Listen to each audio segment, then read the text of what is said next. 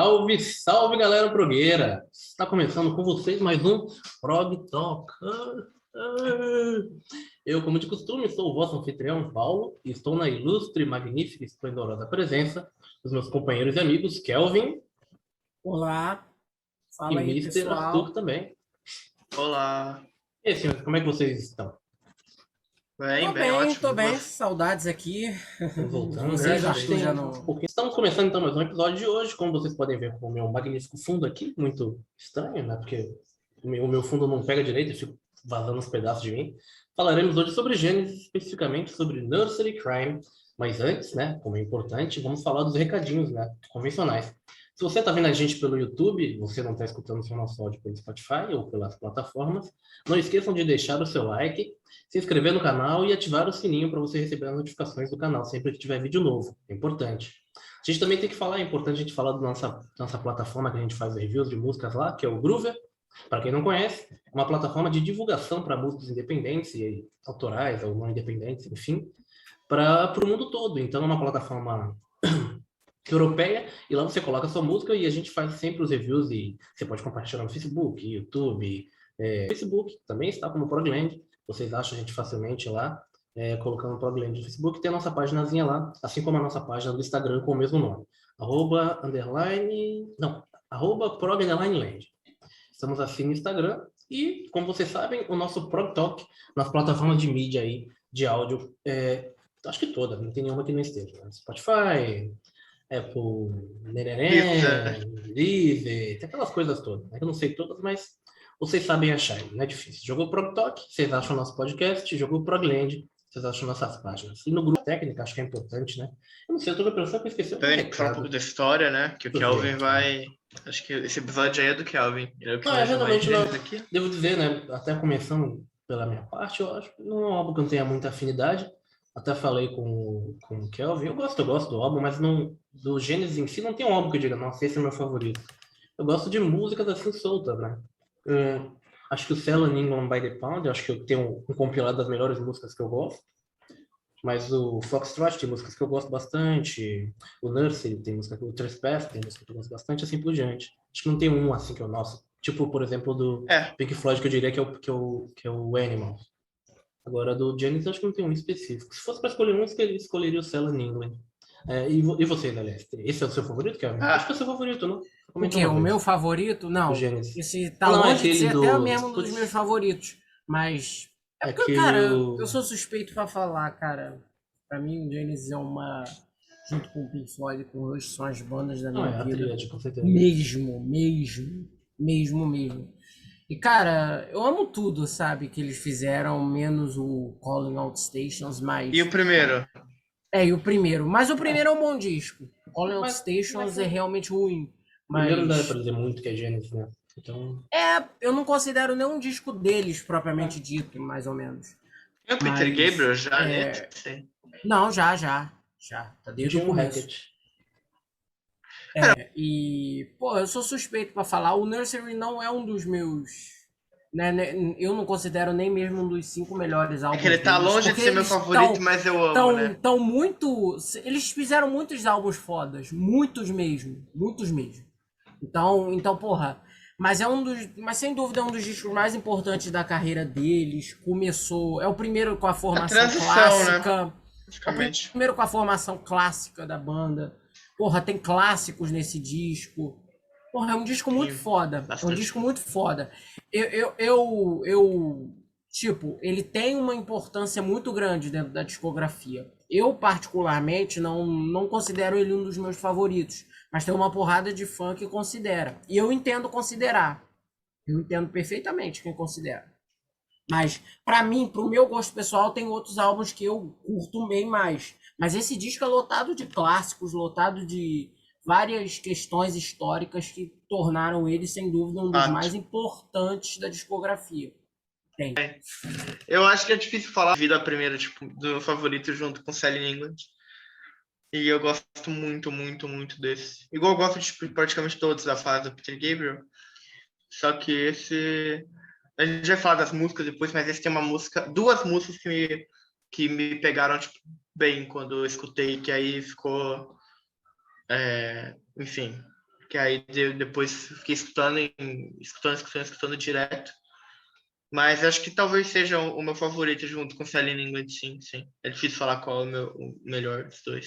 Então, pessoal, Nursery Crime é o nome do álbum, o artista, naturalmente, o Genesis, tem como integrantes esses 5 garotos aqui. Tony Banks, nos teclados e teclas de modo geral. Mike Rutherford, no O Tony baixo. Banks, desculpa, pode falar? O Tony Banks Pode. ele toca o que nesse disco? Ele toca teclado. Só teclado? Não, tem Ou mais violão? E violão, nas partes acústicas das músicas. Eu pensava nisso porque ele tocava violão na banda também, em algumas músicas. Toca. Também, Mike Rutherford também, né? Baixo e violão de 12 cordas também. Junto com Steve Hackett, que só toca nesse caso aqui só guitarra e violão de 12 cordas. Peter Gabriel nos vocais, flautitas. E também tocou baixo, tocou bateria nesse álbum. E Phil Collins com a bateria, naturalmente. O quê? Peter Gabriel tocou o quê? Não, ele toca percussão. Aqui. Ele é baterista. Ele era baterista. Ele não tocava no grupo. Tem algum vídeo dele tocando? Mas ele era baterista. Ele começou a carreirinha dele nos anos 60. Ele era baterista de algumas bandas. E será que ele era nas bom primeiras turnês solo dele, nas primeiras turnês solo dele, entre 77 e 78, tinha alguns momentos do show que ele tocava bateria. Sim. Tem um vídeo dele tocando musical box. Mas ele não é um baterista profissional, não. Ele não é baterista profissional, não. Ele é mais flautista, ele é mais proficiente em flauta. Ele é bom na flauta também. Não, na flauta ele é bom. Porque tem experiência, tipo, disso, de ter tocado flauta. Não sei dizer, mas se eu não me engano, ele tem ele tocava bumbo e pandeiro também. Tocava bumbo e pandeiro. Percussão lá no show. E o Phil Collins pandeiro com a cabeça. Não dá. Enfim. I Know What I Like. Agora que eu vi, né? A minha capa tá tão mal colocada aqui que tem uns easter eggs aqui. Tem uns sapatos aqui no canto, né? Aqui, uns sapatos aqui. Meu armário aqui. Enfim. E Phil Collins na bateria, como disse, a banda de origem inglesa, né? Todo mundo sabe. A banda de rock progressivo. Nursery Crime é ótimo. Crime foi gravado em 2 de agosto, entre 2 de agosto e 10 de setembro de 71, para ser lançado em 12 de novembro de 71. Então, completando recentemente agora 50 anos. Quase um mês dos 50 anos. Quase um mês, né? Sim, duração de 39,26 minutos. Ou seja, um álbum relativamente curto, para um álbum de rock progressivo, né? Quebrando os mitos aí que as pessoas têm com rock progressivo. Foi gravado pela Carisma Records, famosa gravadora, gravou muito foda. Undergraft, gravou até o pessoal do Monty Python tava vendo, nada a ver, não sabia nem que eles tinham um disco. Mas foram gravados por ele. E tem como produtor o John Anthony. Bom, vocês têm alguma coisa a complementar? Senão a gente pode passar para as músicas já, não sei o que vocês queiram dizer. Pode passar para as músicas. Não, a gente vai falar um pouco sobre ao longo, né? Ao longo, né? Acho que é válido. Vamos começar pela história, né? Vamos começar. No caso, os antecedentes, né? Primeiro álbum com a formação já clássica, né? Digamos assim. A formação mais conhecida, com Peter, Mike, Tony, Steve e o Phil. E veio de antecedentes, né? No caso. Porque essa formação ela foi se formando através de uma série de questões, de coisas que vinham, que foram acontecendo e etc. Esse também foi o primeiro de tudo. A banda foi fundada em 67 lá na Charterhouse School, que era uma escola lá bem conhecida lá de Londres e etc. Uma escola basicamente de classe média. E a banda foi formada e etc. E eles eram todos meninos que faziam lá séries. Eram adolescentes na época, né? 17, eles eram adolescentes. 17, 18 anos. E em 67 eles foram empresariados por um cara chamado Jonathan King, que era um businessman, um cantor e businessman lá da Inglaterra, que ele operava meio que como, digamos assim, scouter, ele meio que era agentezinho, olheiro de novos artistas em escolas, em centros de arte que tinham lá na Inglaterra. Já era em 1967, zilhares de bandas da British Invasion nasceram assim, e ele era meio que um desses olheiros e viu esses garotos lá, etc, e começou a empresariar eles. Na verdade, os membros eles eram de bandas, de pequenas bandinhas lá colegiais, mas eram de bandinhas distintas. E o King, eles conheciam as duas bandas. Era uma banda chamada Garden Wall e outra chamada Anon. E essas duas bandas, eles se fundiram numa só, porque o King, ele sacou que os membros dessas duas bandas se conheciam e eles tinham gostos musicais muito em comum. E em finais de 67, início de 68, ele apresentou os novos membros para duas gravadoras, primeiro para a Decca Records, posteriormente eles ao cara chamado Tony Stratton Smith, que era o dono da Carisma Records. A Carisma gostou muito deles, pediu para que eles gravassem uma demo com duas músicas e lançassem um single. Voltando, a banda lançou o primeiro single, The Silent Sun, e foi questão de tempo, a música ganhou boa receptividade, foi tocada nas rádios da Inglaterra, até porque era uma música pop, folk dos anos 60, estilo Bee Gees, estilo Simon Garfunkel, que eu ia fazer sucesso. E foi questão de tempo, durante alguns meses, no contrato do ano, como os membros ainda tinham membros do grupo que eram menores de idade, o Peter e o Tony, eles tinham acabado de fazer 18, eles são de 1950. O Mike, ele nasceu em finais de 50, de outubro, ele tinha 17. O Anthony Phillips também tinha 16, ele era o mais novo. Tinha um baterista, eles tinham um baterista um cara chamado Chris Stewart, que era colega deles e etc, e que topou tocar na banda. Ele gravou, né, o Trespass. Ele gravou esse primeiro single. Ele acabou saindo da banda naquele mesmo ano, porque não queria continuar na carreira de músico profissional. Só tinha tocado por tocar mesmo, porque era um brother dele. E mais tarde naquele ano, só que a gravadora queria esperar os músicos atingirem a maioridade para se apresentar, para começarem a gravar um disco. Porque naquela época, eu acho que as leis britânicas não permitiam oficialmente com que gravadoras gravassem músicas por artistas engraçado menores de idade. Isso, né? Tinha que ter um contrato específico para isso. E era um contrato todo trabalhoso. A gravadora tinha que exigir questões até com o governo do próprio país, enfim. Era um trâmite legal muito difícil de ser conseguido.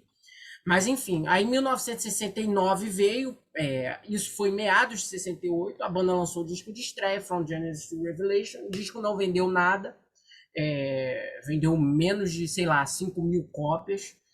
Os membros da banda ficaram putos mesmo, porque apesar de ser a primeira experiência profissional deles, eles não tinham... Não é um disco que representava a vontade sonora deles. O disco era basicamente um disco de musiquinhas pop, barroca dos anos 60. E os caras não estavam interessados em fazer esse tipo de música. Depois do fracasso comercial, o Jonathan King chegou a instigar eles a continuarem a fazer um outro disco. Mas o engraçado foi que a banda fingiu que se desfez.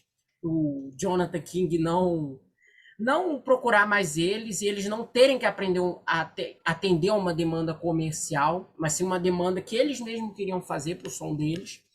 E em meados de 69, início de 70, eles foram compondo novas músicas, Como a banda ainda não tinha dinheiro, majoritariamente eles não investiam 100% em música nessa época. Eles queriam se tornar músicos profissionais, mas eles não tinham grana ainda, então eles exerciam outras atividades, continuaram na escola, continuaram fazendo cursos, etc.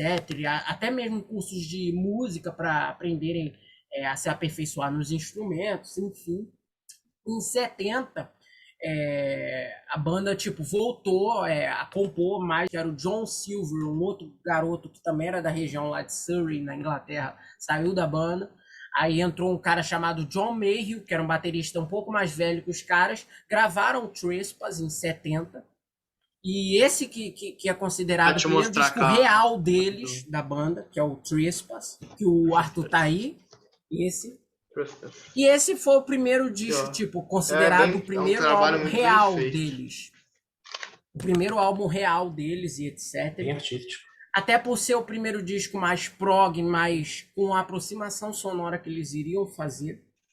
Só que o disco teve uma repercussão um pouco maior do que o disco de estreia e etc. Mas nada muito grande. É um disco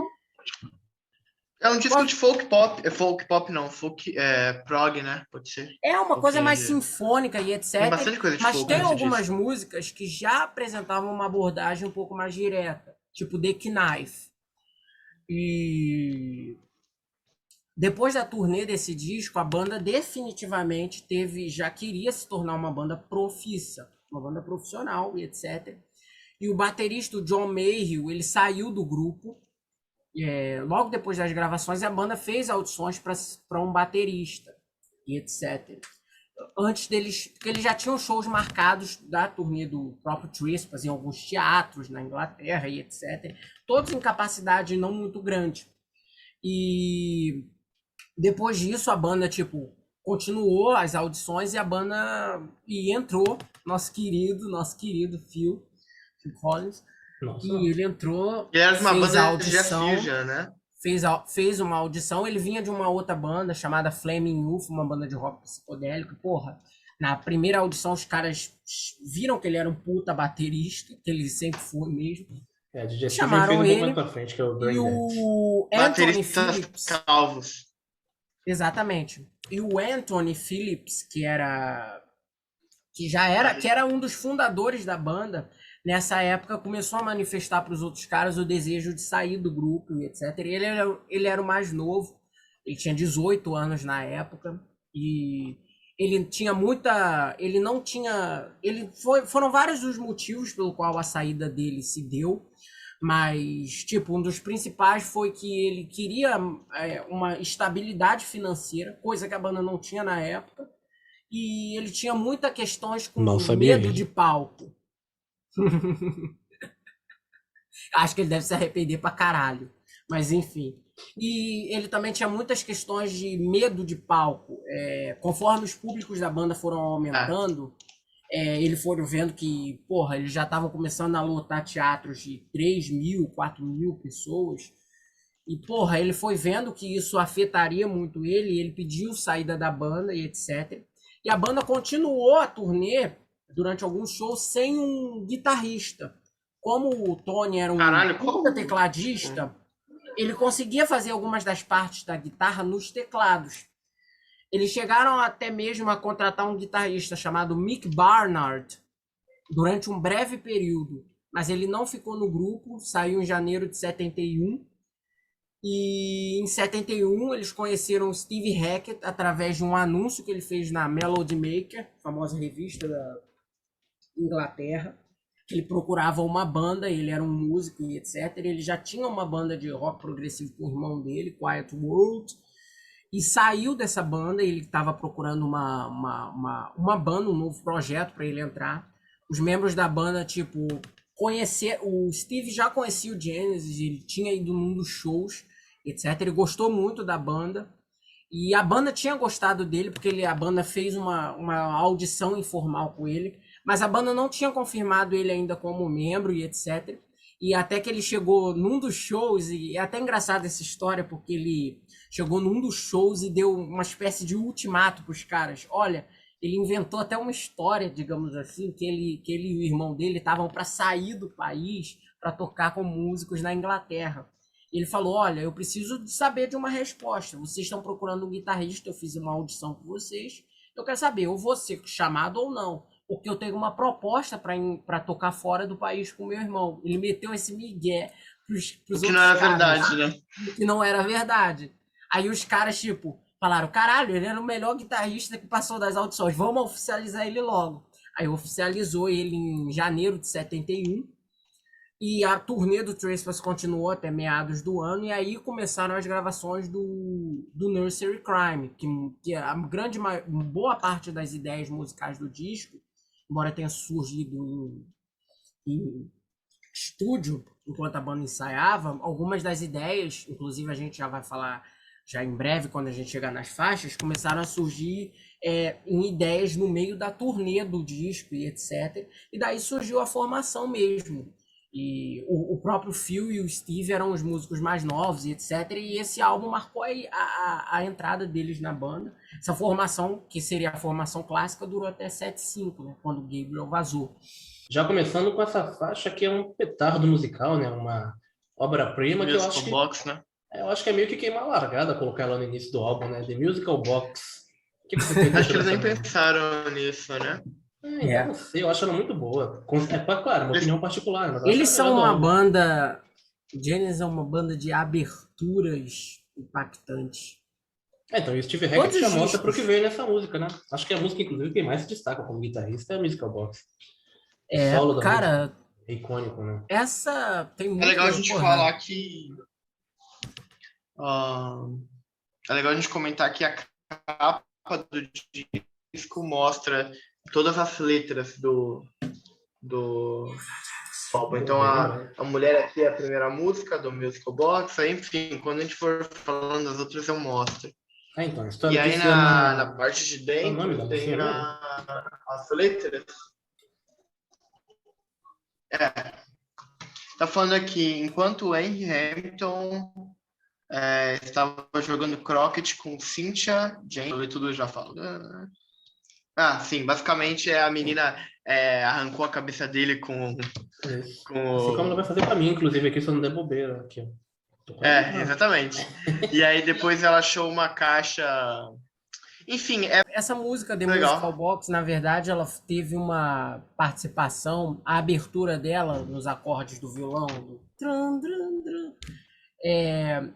Na verdade, essa música ela começou a ser escrita, começou a ser desenvolvida na época do que o Anthony Phillips era membro do grupo. Inclusive essa abertura quem fez foi ele, na verdade, porque na verdade essa música começou a ser escrita, mas ela não acabou sendo finalizada. Era uma peça instrumental de violão. Inclusive tem uma demo na internet, porque as 3 primeiras cordas do violão eram afinadas em Fá e etc. E era F sharp, era um instrumental que a banda chegou a apelidar, digamos assim, mas a banda nunca finalizou ela. Só que quando o Collins e o Hackett entraram para a banda, eles foram vendo que a música era uma melodia que poderia ser terminada para ser finalizada e etc. E a banda, aos poucos, foi finalizando a música e etc. com a própria ajuda do Hackett e do próprio Tony também, que de início achava que aquela melodia não tinha muito do que ser aproveitada, mas acabou aproveitando. A letra dela, porra, ela basicamente inaugura um dos maiores. Como é que eu vou dizer isso?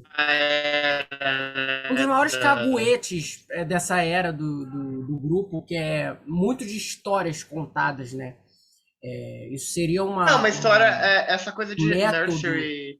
de letras narrativas, assim, digamos assim. E é engraçado Só porque o uma observação, próprio. né? Que é uma coisa de regionalidade aqui, né? Como a gente está no Brasil tão grande. Caguete, eu não sei o que significa aí no Rio, mas aqui em São Paulo é quem entrega os outros. Então, Não, aqui uma também tem mania, um esse hábito, né? sentido. Eu coloquei Caguete, que essa eu quero palavra, dizer, né? é mania, Mania hábito, um hábito que eles teriam. não é que tinha nenhum entregador, De não. Alguma letras coisa. narrativas, de letras que contam O, histórias. o próprio título Nursery Crime é uma piada com as nursery rhymes, que era tipo eram histórias. Exatamente. Por isso que vem também Meio que uma piada com o título um Nursery Crime. trocadilho, digamos assim, exatamente. Trocadilho. Fiquei E essa curioso, né, música. Kelvin? Não, pode Não, terminar. eu ia Você ia introduzir falar uma mais. coisa, mas com certeza vocês iam dar seguimento e a Não, gente é ia acabar porque fazendo essa isso. Sim, música, pode na falar. verdade, ela conta uma história muito baseada na era vitoriana da Grã-Bretanha.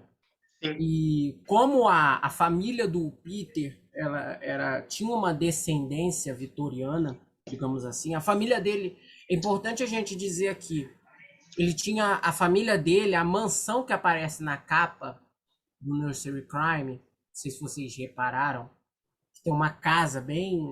Eu não sei se ela aparece nas ilustrações e etc. Aqui, ó. Ela foi muito Dá pra ver inspirada. no- Exatamente. Ela era inspirada muito numa casa que os próprios pais do Peter tinham. Ou seja, a família dele tinha uma situaçãozinha. Eles eram todos de classe média, tá? Vamos falar isso. Isso nunca foi desmitificado, nem Até porque também convenhamos, né? omitido. Viver de Os música caras era da uma banda, coisa eles muito... eram de famílias boas, Sim. digamos assim. Era uma condição muito O difícil, né? mais, Você o mais começar pra ser pobrinho músico. de todos ali era o Ainda é, Phil, na verdade. que era o Não, Phil, digo, oi? não, eu tava falando paralelamente que viver de música numa época como aquelas era difícil e ainda é hoje em dia, né? Porque instrumentos são caros, etc. Era. Do Era. Collins, a esposa dele, O mais ex-esposa roubou o dinheiro simples dele. era ele, era o Phil. E, ironicamente, ele foi o que mais ganhou dinheiro depois, né? Mas enfim. E o que mais tomou chifre também. Também, né? Coitado. Realmente. Pesado. Deixa em off. Coitado. Mas dele. enfim. Mas, cara, então essa música ela foi muito inspirada nessas histórias, tipo, da Grã-Bretanha vitoriana. Como a sim, família por isso dele o nome, né? era descendente, ele ouvia muito dessas histórias e etc. E a história de The Musical Box é majoritariamente isso, na verdade, que É fala uma sobre história o já ou Henry eles e a escreveram Cynthia. isso?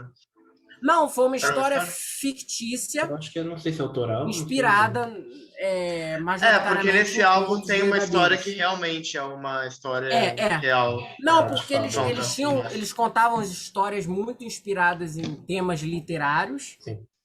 e adaptavam temas fictícios, etc.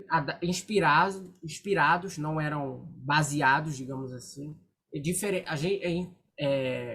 É muito importante a gente salientar a diferença entre se basear e inspirar, né? Se basear é você pegar aquilo e colocar na letra. Inspirar é você pegar aquilo que aconteceu e ter uma inspiração particular para você desenvolver uma história sua, que é o que acontece em Musical Box, em outra música do disco também. Mas eles também escreviam letras sobre fatos e histórias literárias reais que aconteceram, ou fatos, ou acontecimentos do dia a dia que aconteceram, que realmente aconteceriam. Por exemplo, outras músicas como Getting Out by Friday, The Battle of Epping Forest, praticamente todos os discos deles, até o Duke de 80, eles manteriam essa fórmula. Depois, a partir do Abacaba, eles passaram a se inspirar em letras um pouco mais humanas de relacionamentos. Mas eles continuaram com essa fórmula majoritariamente até o último disco. Depois eles voltaram, depois eles retomaram até um pouco disso nos discos seguintes. O Invisible Touch tem uma também, We Can Dance. Então, para você ver como é uma coisa que a banda sempre investiu. Você meio que cria uma assim. maneira de escrever e você vai desenvolvendo. Aliás, vale dizer, né? Embora o Peter Gabriel, aliás, até entrando no que eu ia dizer, eu noto que o Peter Gabriel tinha um ar bem centralizador, né? Não sei se isso foi o que causou as divergências entre a banda, né? Mas de certa maneira, isso nesse álbum você consegue. Só para terminar aqui, pra gente já. Porque eu tava falando da história. Não, manda ver. Majoritariamente a história do The Musical Box é uma história espírita, digamos assim, né? Fala sobre um garoto chamado Henry, que ali é morto por uma mulher chamada Cynthia. Ele é morto por um taco de croquet, que é esse que ela segura na Isso aqui na minha cabeça. capa do disco. E aqui, existe ó. uma caixa musical que esse menino ouvia. E que a Cynthia, que passou a conviver na casa, exatamente, Será que foi de propósito que ela arrancou na a cabeça casa dele? que o próprio Henry vivia e tal, cabeça dele durante tá ali muitos embaixo, anos. Não, tá, acho Durante que não muitos tá, né? anos. Tá ali embaixo, ali Ah, embaixinho. tem- Né? Sim, ali. E na contracapa, inclusive na contracapa não, uma mas cabeça. na capa aqui você consegue ver também a caixinha com saindo a cabeça do cidadão aqui. Música maravilhosa. Eu considero É ela bonita uma demais, das né? Uma das cinco melhores melhores composições de toda a carreira deles. Do Sem Genesis ou da sacanagem. fase Gabriel? Não, da carreira deles. E uma das melhores do rock progressivo também, com certeza. Aquela transição da parte inicial pra transição da parte rápida com os solos do Steve Hackett, puta que pariu. Quando o Gabriel começa a colocar a roupa de velho, né? Cara, muito foda. Muito bem. E eu acho, eu não sou um especialista em guitarra, mas eu acho que, salvo engano, eu acho que essa é a primeira gravação da história da música a ter o tapping, a técnica do tapping na guitarra, porque é importante a gente dizer É, verdade. Steve Hackett, ele é inventor do tapping, não foi o Ed Van Halen que inventou. Pessoal, é que o Ed Van Halen... É a primeira dele com o grupo. Deixou popular, E o solo tem a técnica do tapping. Sim. O solo Foi tem. ele que...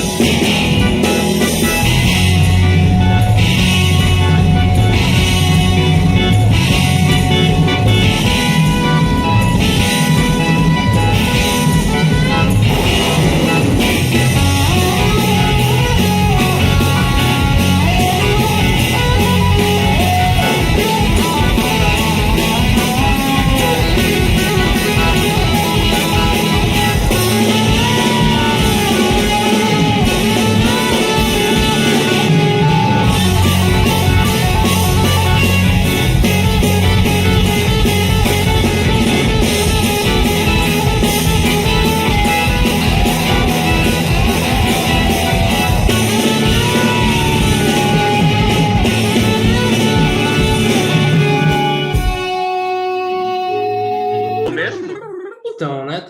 É polêmico, Não, né? foi. Se você pega Foi. no Pelo que YouTube, você vai parece, achar sim. vídeos de violonistas tocando com tapping, mas era violão, né? Não, na Enfim. guitarra, falamos da Então, na guitarra. guitarra, mas é a mesma coisa, a técnica é a mesma, né? Tapping no violão é uma coisa que pra mim não entra na minha cabeça, porque, Funciona, pô, Não depende sei faz lá, muito do. som. estranho. O tapping tem um vídeo que o próprio Steve Hackett fala que foi ele que inventou e que o Ed Van Halen não inventou coisa nenhuma. É claro que de uma maneira amistosa, como um bom velhinho que ele era, mas ele falou, não, já fazia isso lá na própria Musical Box lá. Tá gravado. Tem um vídeo dele Mas falando eu sobre isso. acho que essa foi a primeira gravação do rock até o tapping. De CD ou de Não álbum, não sei, sei dizer, me provavelmente foi. corrijam se eu estiver falando merda, Herói. alguém Não, que pode esteja ser, pode assistindo o ser. Eu vídeo. disse que tem os caras Mas fazendo eu tenho violão, quase certeza que é. mas não foi gravação, é coisa de vídeo, então não é um álbum. Porque o Sim, Hackett sim. fazia. O Porra, Hackett fazia, muito antes do Ed. Tem shows Absolutamente. dele gravados em vídeo. 7.2, 7.1, ele E fazendo. Música perfeita. Eu acho, É muito eu boa, é acho muito boa.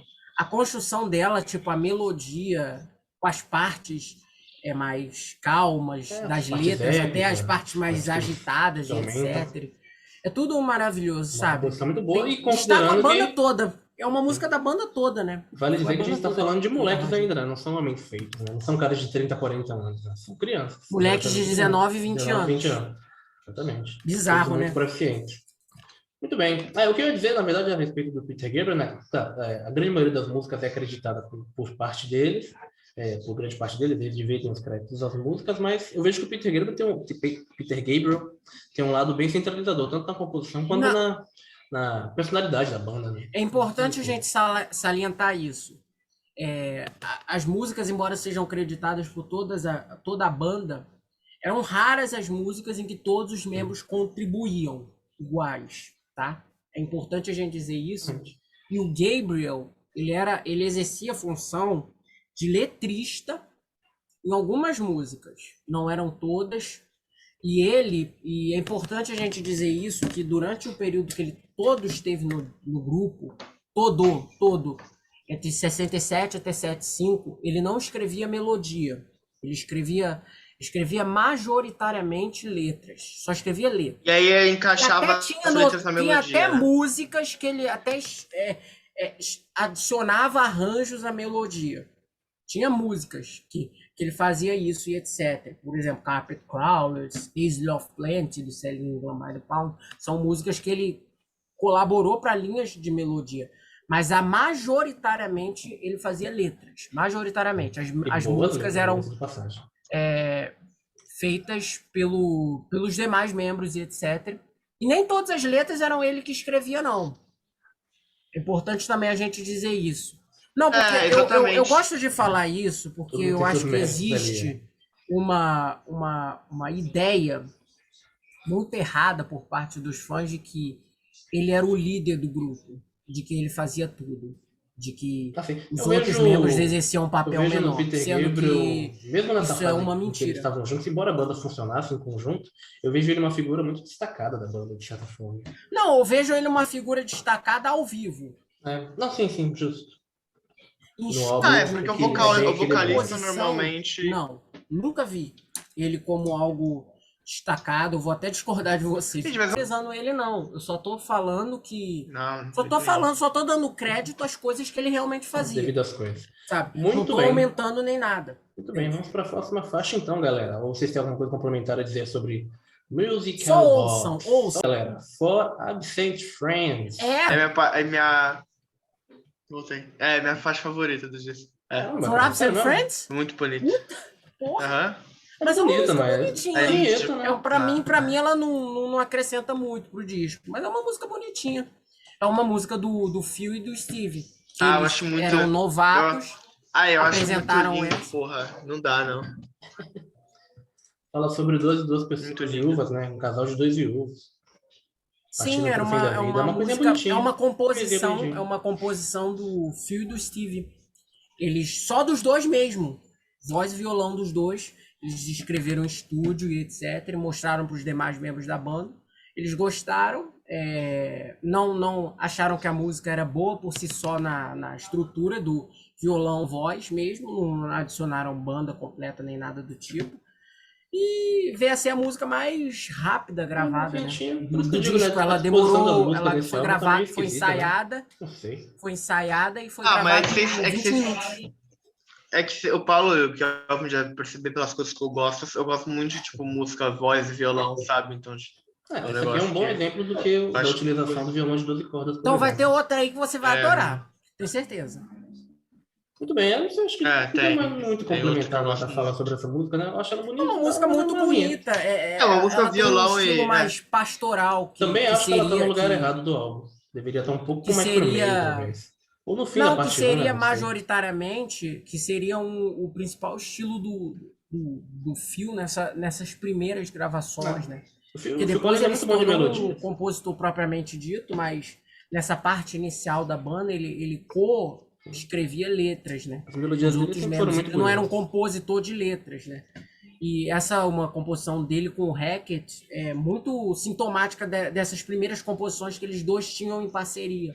Blood on the Rooftops, do William Waters também, é uma música mais acústicona. Inclusive, a Absent Friends eu tô tirando no violão essa também. Muito Essa bonita. música é linda. Muito, More muito. Fume, Muito, muito. do próprio Selling England, também é uma música desse Ele canta estilo uma em também. cada disco, né? Não, Cada cantou disco. essa e More Fume, da era Peter Gabriel. É, Uma música bonita, uma música bonitinha. Mas uma vinhetinha, talvez pudesse ser um pouco maior, né? Não Eu não sei. considero ela nenhuma música propriamente dita. É Uma nem uma vinhetinha para vinheta. chegar na música seguinte, que é The Return of Hogweed. Hogweed.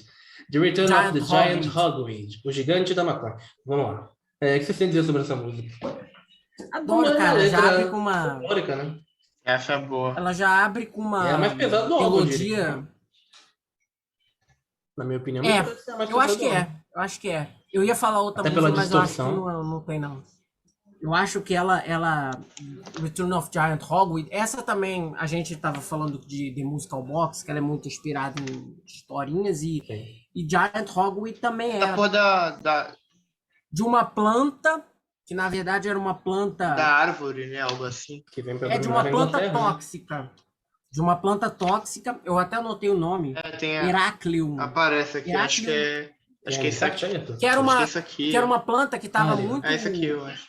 falada que era muito comentada na época, que era uma planta que tinha sido resgatada, eu acho que em outro país, eu acho que na Rússia, e tinha sido trazida para a Inglaterra, então era algo muito comentado pela mídia da época. E a banda decidiu escrever uma letra de uma faixa, de uma planta fictícia chamada Hogweed, inspirada nisso.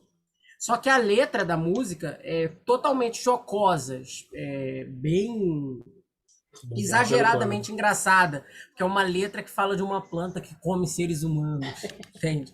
Então é uma coisa bem zoeira, digamos assim. Mas a melodia é maravilhosa, uma melodia quase hard rock, digamos assim, Sim, os padrões do grupo. Enérgica, né, digamos assim, destoa um pouco das outras faixas. O próprio Hackett, sem dúvida, brilha pra caralho nessa música. Peter Gabriel tá mais técnicas de tapping, aqui. também a rodo.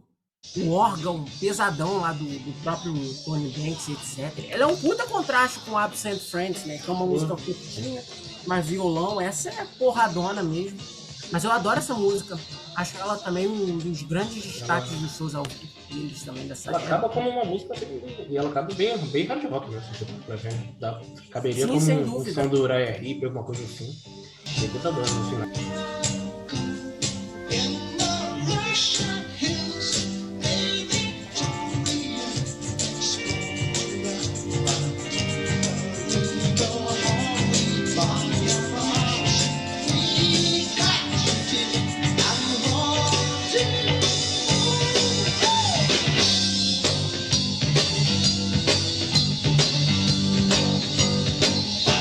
Passar para o lado 2, começando com a próxima faixa, que é Seven Stones. O que vocês têm a dizer sobre essa música? Eu amo essa música. Eu acho que essa é uma das músicas mais subestimadas, assim, dessa fase. Eu acho maravilhosa. É esse velho aqui, ó. É, ele mesmo. Conta essa história, acho que esse aqui. Ele mesmo. Boa. Que ele conta, né, sobre o... Enfim. Sim. Muito louco É essas uma velhinha ilustrações. contando uma história, né? A E, história cara, é um essa pouco música, perdida, né? essa Seven Assim, Stones, na verdade, ela foi.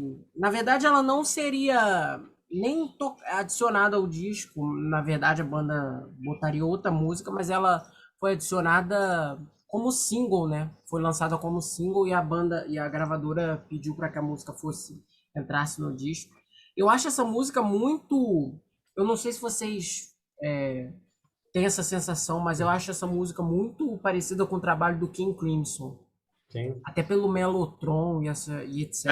Realmente. E É, é importante salientar que essa é uma das raras composições em conjunto do Steve Hackett e do Tony Banks, né? Porque eles dois, sempre existiu meio que uma rivalidade velada entre os dois como compositores. eles não se davam muito bem, né? Não, eles até, como pessoas, tipo, eles não brigavam, Tony etc. Banks Mas tem que se existia dar bem uma com o Steve Harris. rivalidadezinha velada, A gente tem que digamos lembrar assim, como sempre que o Tony compositor. Banks é que é o mau caráter da banda. Não podemos esquecer Não, desse que detalhe. isso, jamais. Mau Todos. Mau caráter da banda caráter. é o Phil Collins, calvo. Exato. Coitado. Não, olha, coitado. Ele acho que Se ele só tá no bem, meio do rolê. se bem que eu acho Agora que, se bem o. que eu acho que o mais chato ali da banda, se bem que eu acho que realmente o que tem cara de ser o mais chato é o Tony Banks mesmo. Eu acho que o que tem cara de ter mais certo é o Mike. Porque, não sei, talvez seja cara de britão. Não, Né? Ele é o menos falado da O banca, Mike da banda, é né? total em cima do muro, cara. Então, mas não sei. Eu Acho sei que engraçado como eu falo como se eu conhecesse ele. nosso brother. Tomou um Não, café aqui ontem. Tomei um cafezinho com ele. Mas, cara, pelo perfil dele, que eu li em livros, etc., ele é meio, tipo, Mau caráter. figura em cima do muro, Ah, sabe? tá, sim. Não, O Mike, você ele diz. até tem um protagonismo muito importante, muito latente. Mas eu acho que, tipo, o Tony tem uma figura bem mais de tipo, Bem mais mau caráter. eu sou assim, sabe? Vai ser assim, entende? E o Tony Banks, ele é muito importante para os primeiros Quase álbuns da que. banda. Ele é Tony Banks não, importante pra tudo, o né? Mike. Vamos Querendo ou combinar. não, Porque, não é pra. Embora ele porque fique todos sempre ali eles tocaram. escondidinho.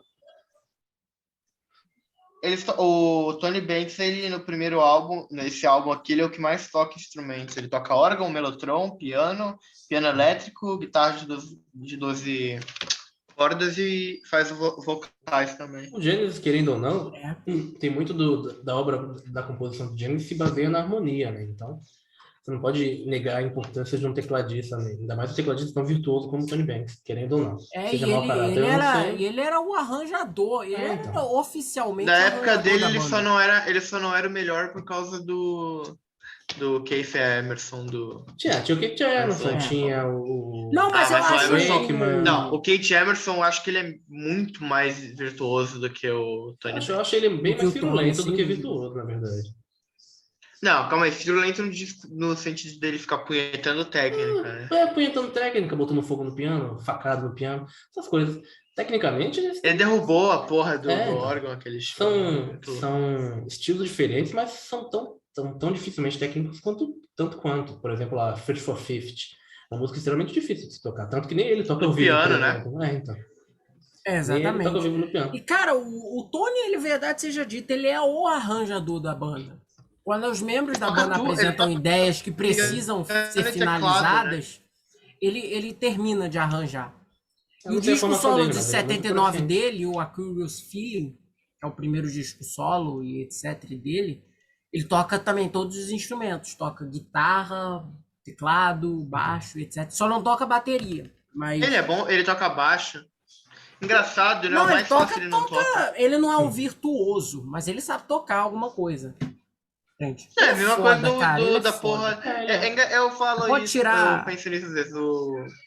O próprio Robert Wyatt, ele tocava, tipo, tava vendo no encarte ontem do Soft Machine, o cara tocava bateria, piano, teclado, violoncelo, violino, baixo, Então, porra, mas pergunta Tudo. se ele era bom em todos, né? Eu acho Qual muito que é o segredo? foda, Não, mas gente, assim, sim, sabe? ele. Eu tava vendo outro dia Yes. um DVD deles, o show de Roma de 2007, e tem no DVD menus interativos de cada música, né? Deles ensaiando, as músicas e tal, de cara. ele é oficialmente o arranjador da banda. Ele que meio que fala, não, a gente tem que tocar essa nota aqui, se você quer fazer dessa maneira, e etc. E é tipo isso. Os caras têm.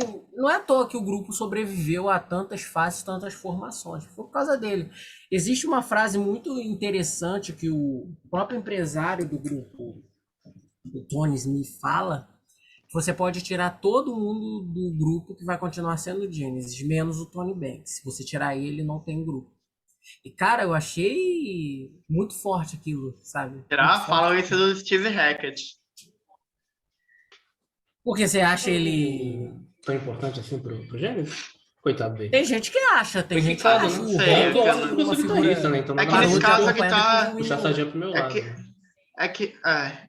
Realmente. É o pessoal que não gosta tanto do Genesis Pop, mas Também. Tony Banks, ele é tão importante quanto o Steve Hackett. Aí foi uma das primeiras contribuições dele, do próprio Banks, como letrista. Ele era principal arranjador e etc., mas ele começou a escrever, indo escrevendo letras e etc. E essa foi a primeira música dele, do grupo, que ele realmente escreveu letras, todas as letras sozinho. A melodia dele do Hackett. Show para a faixa seguinte, que não sei que alguém tem alguma coisa para Harold the complementar Barrel. a Seven Stones, acho que não, Não? então vamos para Harold the Barrel, o homem que corta os dedos e distribui aí para as pessoas comerem, né? O cozinheiro. O que você dizer sobre essa É música? essa? Essa aí, Harold the Barrel. Vamos ver. Não é o cara que se joga, que quer se jogar da. Também, porque o pessoal vai bater nele, né? Quando o Ah, pessoal essa descobre... ilustração também dá pra ver ele aqui de cima, ó. Cadê? Aqui, esse carinha aqui. É o pessoal aí embaixo falando que quer se jogar do prédio. Muito engraçado. É boa. Então, basicamente a história conta que um cara um cozinheiro, Eu gosto corta os dessa próprios música. dedos para cozinhar e dá para as pessoas comerem, né? Aí as pessoas descobrem e vão pegar ele na porrada, aí ele sobe pra sacada para poder se jogar, né? Sei lá, se defender, sei lá o que acontece. Música muito tosca, É cara. uma música cômica, né? Querendo ou não. É uma música Uma cômica. piadinha. Escrita Ah, tu gosta da instrumentação dessa música? Não, absolutamente, é muito por boa. muito bobinha, cara. Mas eu entendo proposta, né? a proposta. Eu, particularmente, não é uma das melhores do disco. É um dos momentos mais cringe da carreira deles, mas é uma música... Sério? Você acha? Eu acho. Por quê? Mas por causa da letra? Por causa da... Cara, é uma música engraçadinha e etc. bobalhona, né? Meio Python. É. Eu achei que ela meio que quebrou total o clima do disco, sabe? Eu não sei, não curto. Eu nunca gostei dessa música. Nossa, sabe que a crítica também caiu matando na época, né, Adoro. essa música. Que adora, tem uma porrada de gente que ama essa música. A Mas crítica sei não lá, eu gostou, nunca né? consegui. Foi lá de Super Ready, na época, na parte das bobices lá. Não sei, pode ser. Às vezes pode ter lembrado, A parte lembra da Harold da... Barrel? Talvez. Mas, porra, o Willow Farm é bem melhor, né? realmente, muito melhor. É uma boa música, mas é uma música assim, né? Fica muito com os gostos muito divididos. Tem quem gosta e quem gosta. A história em si, a letra em si é boa.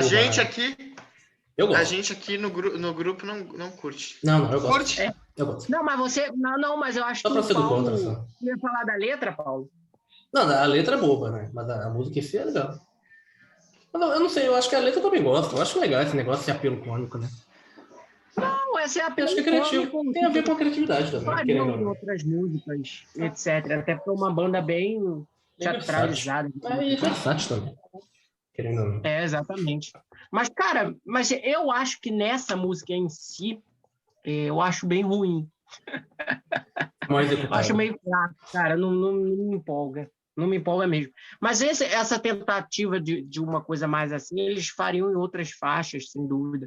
A própria Willow Farm, de Suppers. I Know What I Like também. Em outras. E assim Sem dúvida. Tem parte do álbum Harlequin. E aí, o que você quer dizer? É um dueto de voz. Sim, essa música é linda. Essa eu acho uma faixa acústica bem bonita mesmo. É uma música do Mike, é uma composição do Mike. Aqui quem também tá no a primeira dueto é o Peter e o banda. Phil? Oi? Eu não consegui identificar. Aqui quem tá nesse dueto é o quê? O Peter e o Phil? É o Peter e o Phil. Lindo, Muito né? bonito, sim. A harmonia vocal deles dois nessa música é realmente linda. Eu não Eu, consigo. durante muito tempo, achava essa música sem graça. Vou ser bem sincero.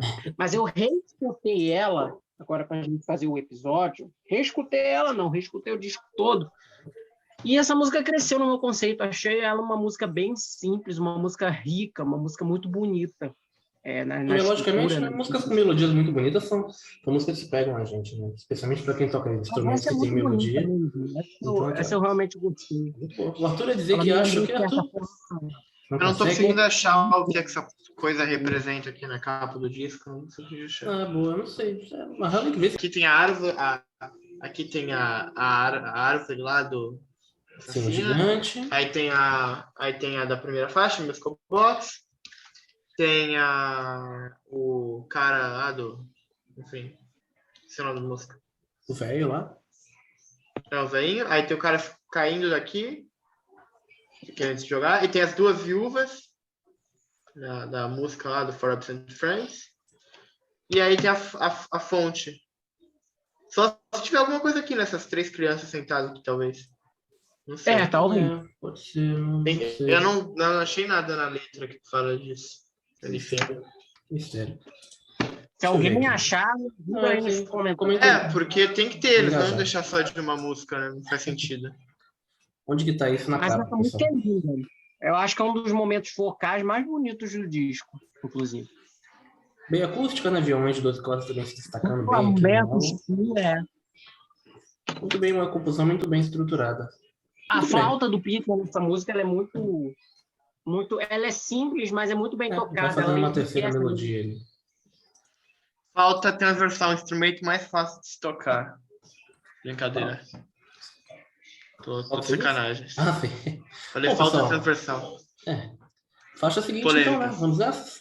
Fountain of Salmacis. Amor, E aí, o que você vai dizer clássico, sobre? clássico. Essa é boa demais. Essa é boa De uma demais. maneira, porra, fantástica. Em questão de letra, essa é minha favorita do álbum. É uma letra A letra bastante também é bonita demais. poética, né? Até Essa retirada, música inclusive, de uma fala poesia, sobre de uma história. o primeiro hermafrodita, né, da mitologia grega. Que dá o nome, Essa é inclusive, à uma condição. música baseada num tema, baseada em história real, né, digamos assim, ou história, Real, enfim. depende de quem. Lendas, né? Grego, sim. Depende, E, cara, eu acho essa música riquíssima, cara. Eu adoro a construção melódica dela, com melotron, a introdução de órgão, né, que foi improvisada no estúdio, inclusive. Não estaria na gravação, mas... Porra, cara, essa música realmente encerra o disco de uma maneira magistral. Eu falei que a minha música favorita era a própria The Musical Box, né, quando a gente falou, e ela é minha favorita mesmo, mas, cara, eu confesso que ultimamente The Fountain of Salmacis tem me conquistado mais. Mesmo? Cara, tem uma versão ao vivo, eu recomendo muito até para o Arthur, eu não sei se ele já ouviu, ou até para quem estiver ouvindo vendo o nosso vídeo, uma versão muito boa do Three Sides Live, de álbum ao vivo deles, de 8.2, que é com fio nos vocais, mas já uma turnê, já é uma das últimas vezes que eles tocam essa música ao vivo e etc. E, porra, é demais também. A música até ganha um certo fôlego e etc. Que eu sempre fiquei puto da gravação original pelo som de bateria, etc. Do disco em si. Eu acho um som um pouco abafado. A bateria? Eu tenho uma implicância, digamos assim, com um pouco da produção do Nursery Crime. Acho que a produção do Nursery Crime poderia ter sido bem melhor do que ela realmente é. Mas... A mixagem, você diz? É, a mixagem. Tá, essa não é pior do que a do In the Court of Crimson King. Essa é ruim mesmo. Não, a do In the Court eu até gosto. Eu acho muito mal mixada. É muito irregular. Tem alguns momentos que a mixagem é boa, mas tem outros momentos que, porra, que faltam, que as músicas exigem um punch, tipo em The Fountain of Salmacis, e você não sente isso da bateria, sabe? Uma bateria mais abafada. E, porra, isso foi um pouco corrigido no relançamento. Mas mesmo assim, eu acho que essa música é tão genial que nem isso consegue me incomodar na gravação original.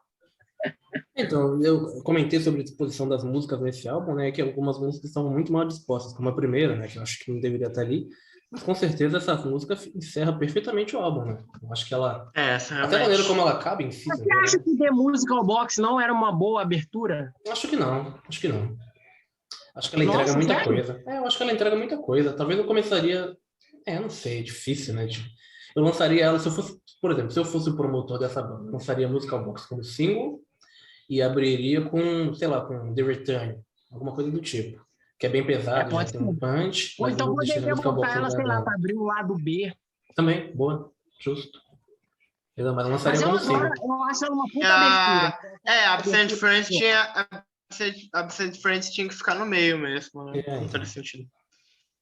teria que ficar ali. Mas Mas eu voltando acho para que a Falta Fountain, é uma Vinheta, né? música foda, é uma sabe? boa música, Eu acho um perfeito. dos melhores trabalhos, inclusive, de Mellotron, do Tony. Porque o Mellotron, ele é muito presente nessa música. Aquele som de coro, né? Coral, né? Os solos de guitarra também do Hackett contribuem. Sim. Porra, é uma puta música, cara. Uma puta música.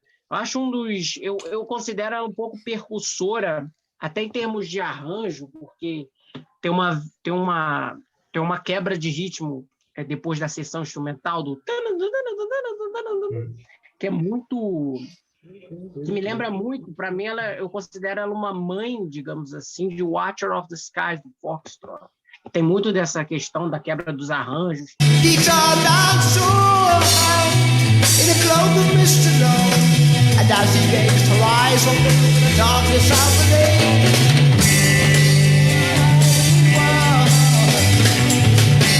We shall be joined.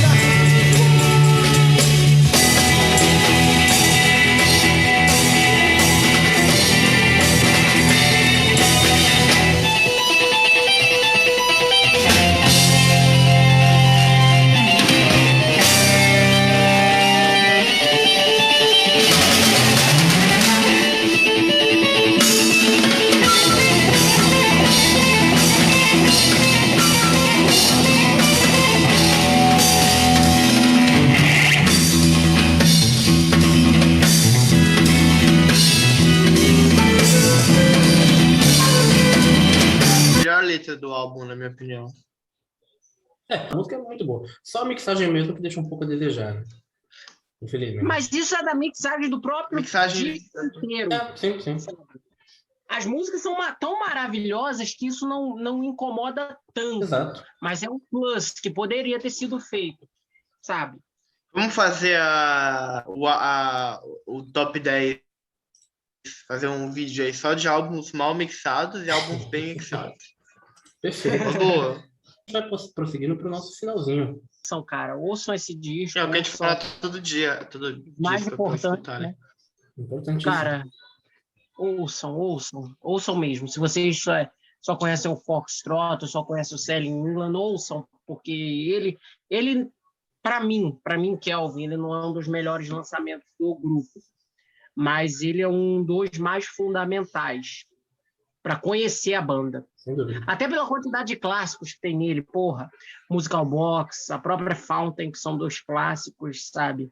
Return of Giant Hogweed também é um clássico. A própria Seven Stones também, que é uma música linda. Harlequin, enfim. É um disco que vale muito a pena mesmo. Vale a pena conhecer. Tem uma porrada de fãs que consideram esse também o melhor disco da carreira deles, como um todo, digamos assim. Correto. Então, ouçam. É um disco seminal, né? Querendo ou não, para quem gosta do Genesis Prog. É um disco que dá as caras, de fato, do que o Genesis Prog seria dali para frente, né?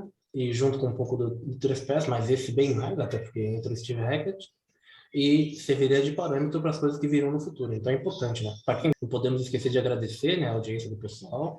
E sigam acompanhando a gente, comentem aí se você gostou do Realmente. conteúdo, manda para quem você gosta, para quem você tem carinho. Se você não gostou, manda para quem você odeia, irrite essa pessoa, faz ele vir aqui xingar a gente no nosso canal. Esses caras só falam besteira, não sabe de nada.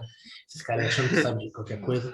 Que a graça do YouTube é essa, né? Ter haters. Isso fica aqui o nosso muito obrigado mais uma vez. A gente se vê no nosso próximo episódio. Fica aqui o nosso prog tchau. Até mais, pessoal.